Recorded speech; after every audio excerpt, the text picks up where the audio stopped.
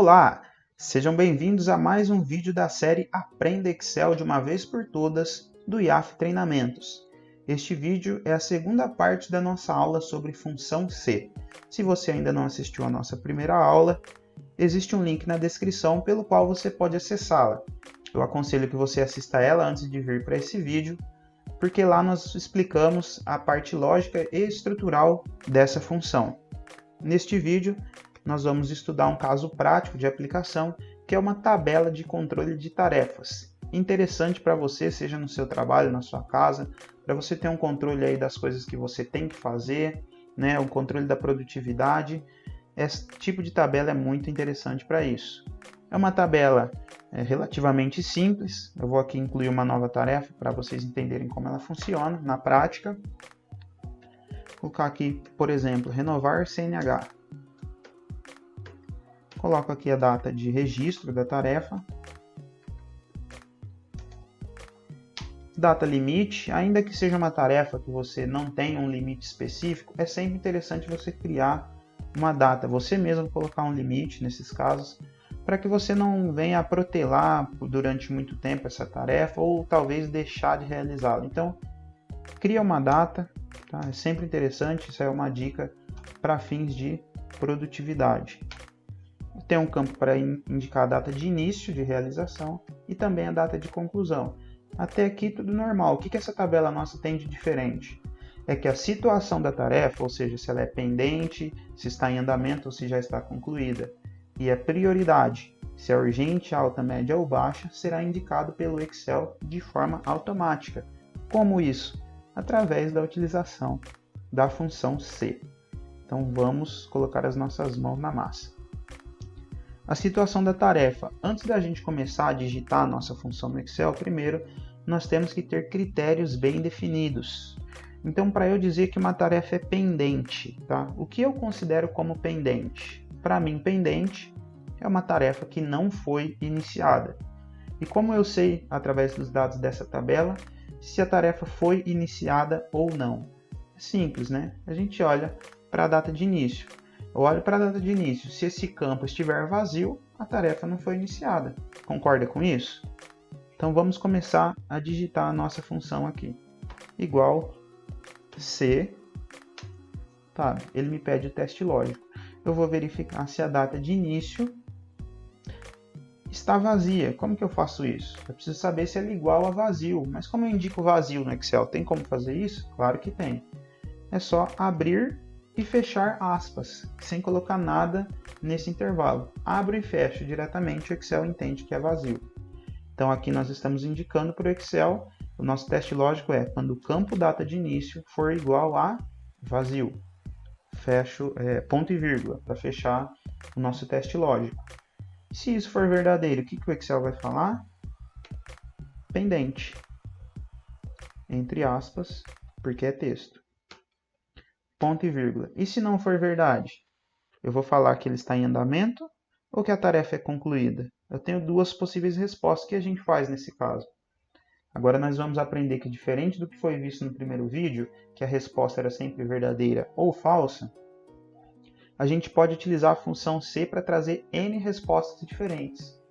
E como a gente faz isso? Através da iniciação de uma nova função C. Ou seja, se eu tenho aqui no valor falso duas respostas possíveis, eu vou começar uma nova função C, só digitar aqui C, Tab, ou 2 cliques, e ele vai me pedir então um novo critério, um novo teste lógico. Nesse caso, eu vou verificar o quê? Se a data de conclusão está vazia. Por que isso? Porque para ele partir para essa segunda verificação, eu já entendo que o campo data de início tem preenchimento. A primeira regra é falsa. Só que se eu tenho uma data de início, mas eu não tenho uma data de conclusão, ou seja, a data de conclusão é vazia, né? A segunda condição é verdadeira, então o que eu tenho? Uma tarefa que iniciou, mas não concluiu, é uma tarefa em andamento. Fecha aspas, ponto e vírgula. E se isso for falso? Ou seja, ela tem uma data de conclusão informada. Se a gente tem a data de conclusão informada, é óbvio que ela é uma tarefa concluída. Abre aspas, concluída, fecha aspas. fecho parêntese, ele continua me pedindo informação porque nós utilizamos duas funções C. Então é só eu fechar o parêntese novamente e dar um Enter. Pendente, vou utilizar aqui o recurso para replicar essa fórmula para as demais linhas da tabela, ó, e ele informa que todas elas estão pendentes. Faz sentido porque nenhuma delas até o momento tem data de início informada.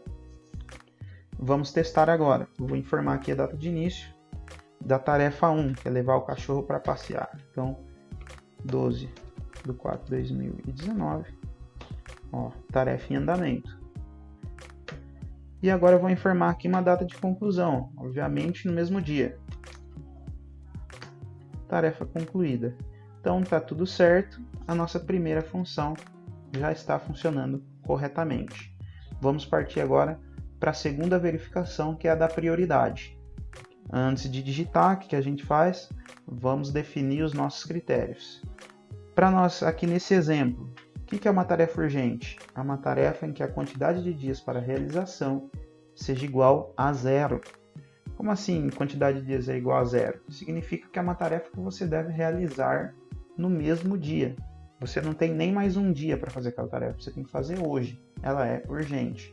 Ok, alta, quando o prazo for de até 2 dias. E média, até 5 dias.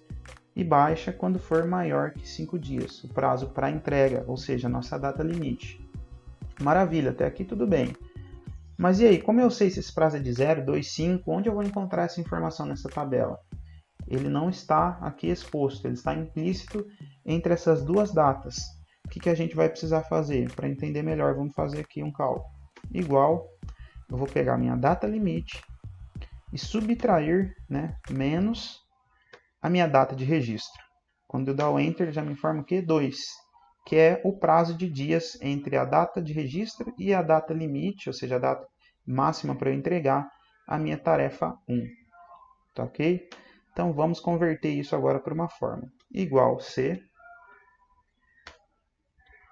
Teste lógico. Eu quero saber se o meu prazo em dias, ou seja, data limite menos data registro, é igual a 0. Ponto e vírgula. Se isso for verdade, então eu vou abrir aspas e vou informar que a minha prioridade é urgente.